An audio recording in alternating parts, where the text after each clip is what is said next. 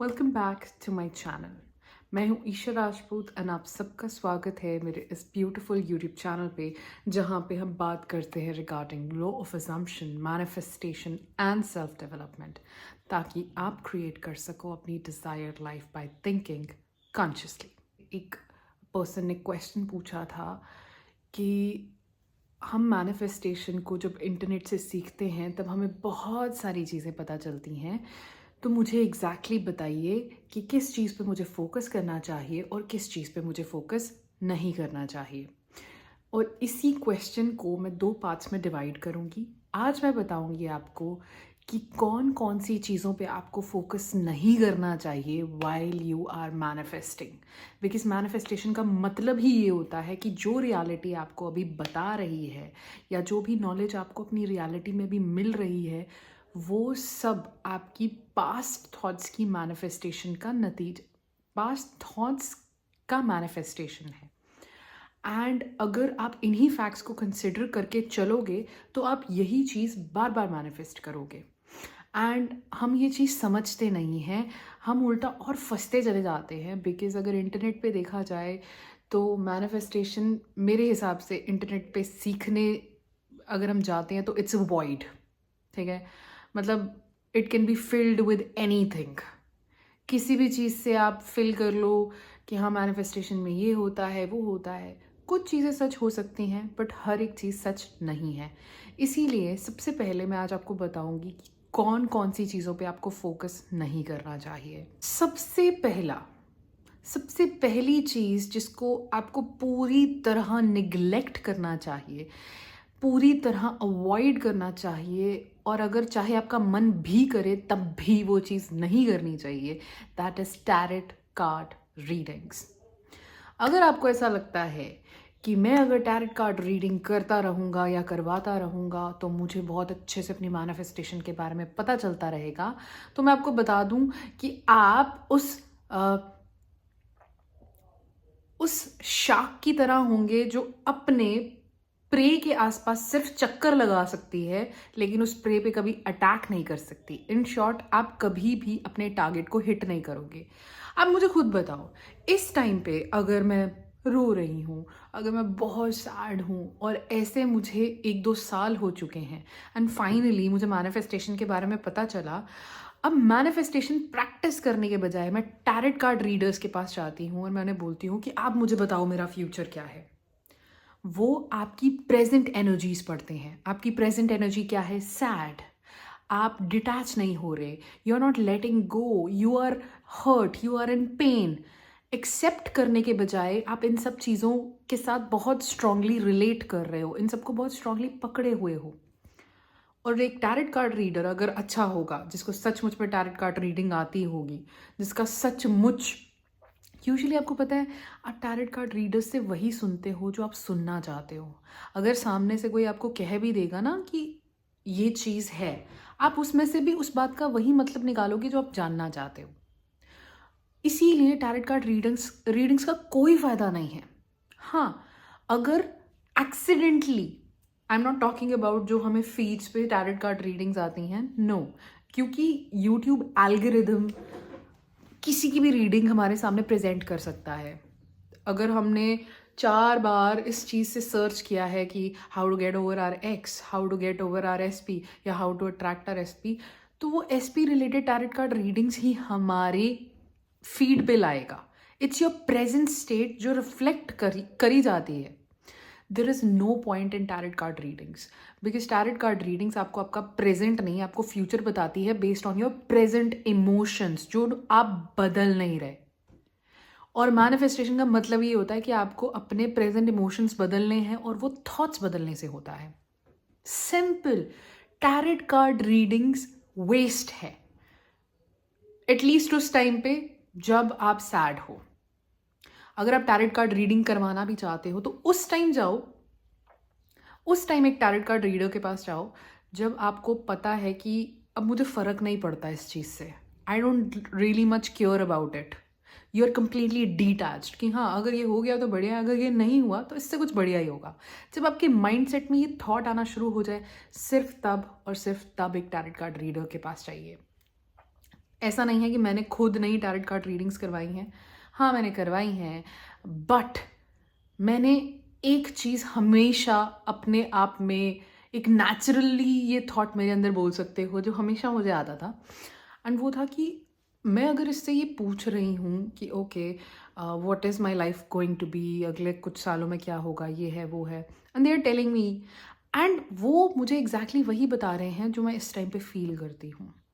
And फिर मैंने एक बार अपने आप से ट्राई किया, when I was very happy, मैं एक बार एक पाम रीडर के पास गई, पास भी नहीं गई, in fact online I booked an appointment with some palm reader, and मैंने उनसे पूछा। सो एग्जैक्टली उस टाइम पे जो चीज़ें मैं फील कर रही थी, कहीं ना कहीं मेरे फ्यूचर में भी वही चीज़ें मुझे बताई गई, कि उस टाइम पे भी जो मुझे ऐसा लग रहा था कि हाँ ये मेरी वीकनेसेस हैं, वही मुझे बताई जा रही थी कि फ्यूचर में भी आपकी यही वीकनेस है।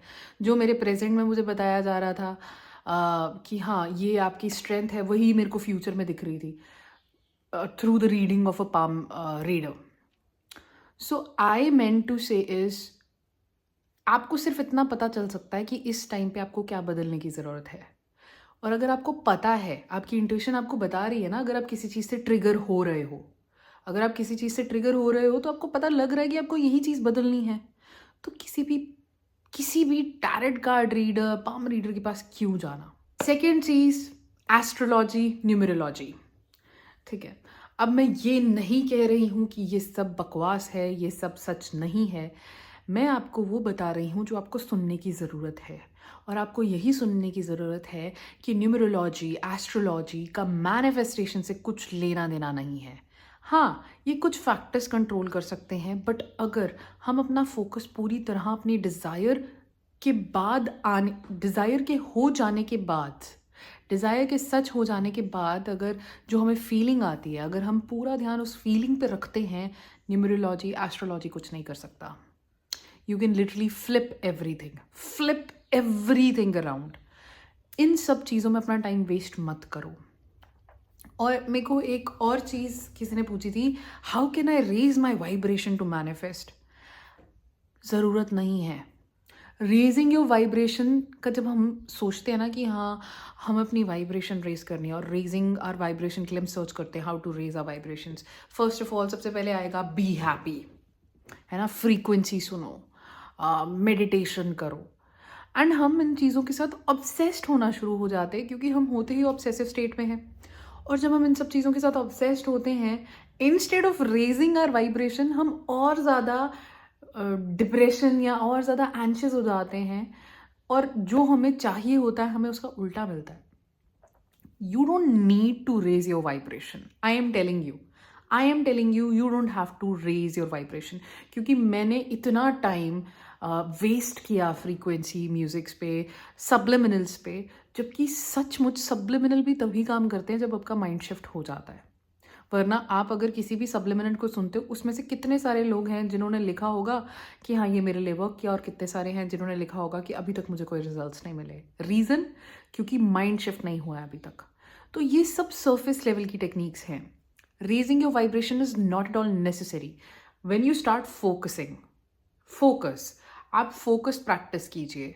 फोकस प्रैक्टिस कैसे कर सकते हो? बैठो साउंड ऑफ साइलेंस में, बेस्ट मेडिटेशन है। कुछ नहीं चाहिए तुम्हें, कोई फ्रीक्वेंसी म्यूजिक नहीं चाहिए, कोई तंत्र विद्या नहीं चाहिए, कोई चक्रा मेडिटेशन नहीं चाहिए, कुछ नहीं चाहिए। Sit in sound of silence for 20 minutes every day. ये जो आपको क्लैरिटी देगा, ये जो आपको व्हाट यू से फोकस पावर देगा, वो आपको अपनी डिज़ायर के हो जाने के बाद जो फीलिंग आपको आएगी, उस फीलिंग पे फोकस रहने का पावर देगा। देखो, मैंने बहुत सारी वीडियोस बनाई हैं, अफर्म करो, स्क्रिप्ट करो, विजुअलाइज करो, मैंने बहुत कुछ बनाया है, बट मैंने बहुत सारी दूसरी वीडियोस भी बनाई हैं जिसमें मैंने ये सब लिखा है कि ये सब सरफेस लेवल की टेक्निक्स हैं। ओके, इसलिए आधी अधूरी नॉलेज मत लेना मेरे चैनल से। अगर आप मुझे फॉलो कर रहे हो, each and every video you are watching, please watch it completely, understand it, and then try कि अगर आप कोई भी टेक्निक फॉलो करते हो, ये सिर्फ सरफेस लेवल है। Affirming is surface level, visualising is surface level, scripting is surface level, anything subliminal is surface level. इससे बहुत ज़्यादा पावरफुल है आपका माइंड। देखो, अगर आप किसी एक यूट्यूबर की एफर्मेशन सुनते हो एंड आप उससे टोटली रिलेट कर पाते हो कि मैं बिल्कुल ऐसा ही फील करती अगर मेरी डिज़ायर सच होती, एंड आप कहते हो शायद शायद ये चीज़ मेरे लिए काम कर जाएगी, एंड आप इस थॉट के साथ जब वो एफर्मेशन बोलते हो आपको रिजल्ट्स मिल जाते हैं। थॉट तो आप ही ने प्रोड्यूस किया ना कि हाँ शायद ये मेरे लिए काम कर जाएगा, शायद ये मेरे लिए काम कर जाएगा। वो शायद जो आपको सचमुच में इंट्यूइशन से पता चलता है, अगर उसी इंट्यूइशन में आप अपनी नेचुरली बात कह दो जो सचमुच आप फील करते अपने डिज़ायर होने के बाद, आपको ये सरफेस लेवल टेक्निक्स करने की कोई ज़रूरत नहीं है। फिर देखो, हमारी अवेयरनेस जब शिफ्ट होती है उसी से आप करोड़ों टेक्निक्स बना सकते हो। किसी ने कोई हार्वर्ड मेथड बना दिया है, लव लेटर मेथड बना दिया है, स्क्रिप्टिंग भी इससे बन गई है, रिविजन इससे बन गई है, बहुत सारी टेक्निक्स हैं।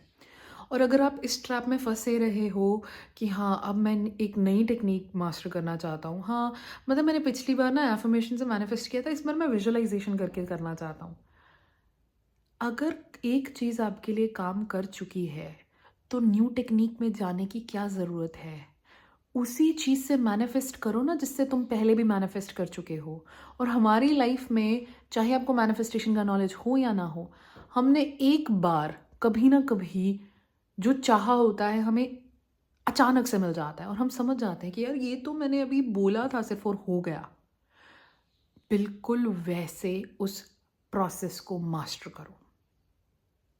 पूछो अपने आप से उस टाइम पे मैं कैसे सोचती थी, मैंने क्या किया था, ऐसा मैंने क्या किया था। आपको आंसर्स मिलना शुरू हो जाएगा और instead of focusing on the next techniques आपको पता चलेगा कि एक प्रोसेस जिससे आप मैनिफेस्ट कर सके हो, आप कर चुके हो, उसी टेक्निक से आप वापस मैनिफेस्ट कर सकते हो, और वो भी कम से कम टाइम में।